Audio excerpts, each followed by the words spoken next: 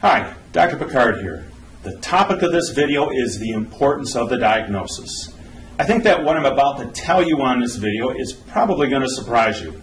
Let's consider, first of all, the diagnosis process for these kids. As you are more than likely already aware, there is no one test that you can have done to tell if your child has autism, ADHD, or Asperger's.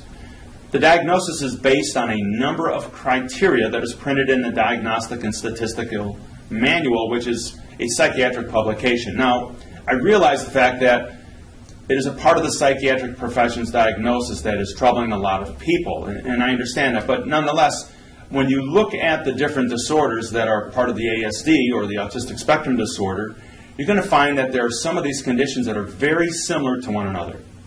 Some of them share the same symptoms.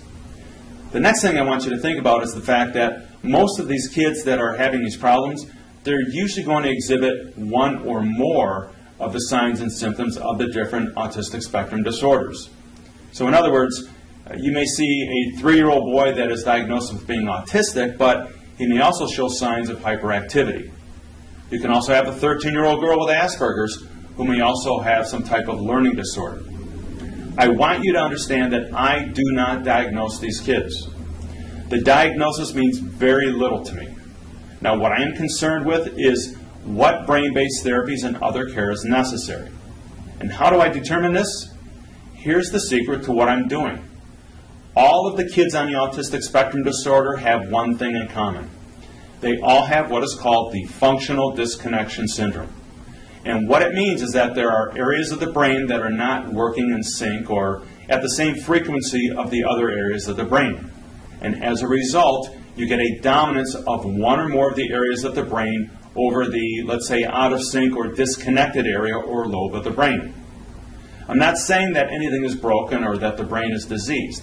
The bottom line is that the brain is not firing evenly in the same frequency from one area to the other.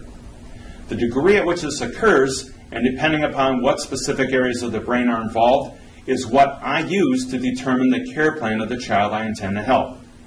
This is what is necessary for me to help your child achieve their optimal level of physical, mental, emotional, social, and academic performance. I don't need the label or the diagnosis.